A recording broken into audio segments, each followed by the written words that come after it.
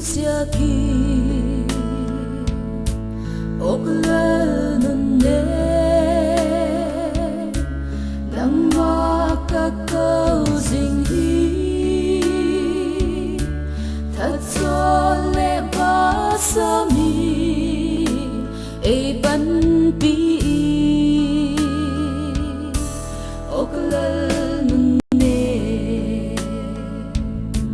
lakyang gia đình có hết cả thơ cho na đình mù là kia ngờ khôi á gia đình có hết ai nu sia ki oklelnun ne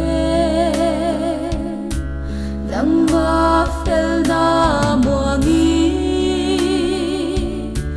kahun zuani lalpa nang akahi oklelnun ne lakyang dalnga koi a gia đình ka he katha chalna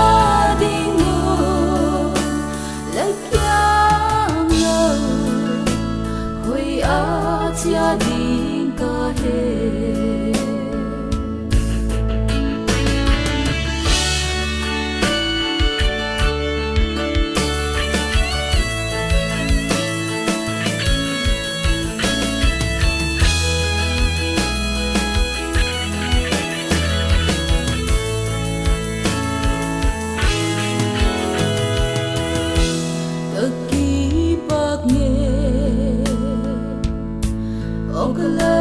Giêsu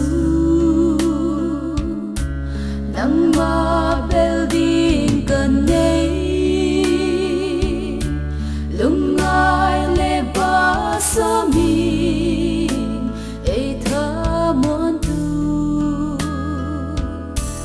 oklal Giêsu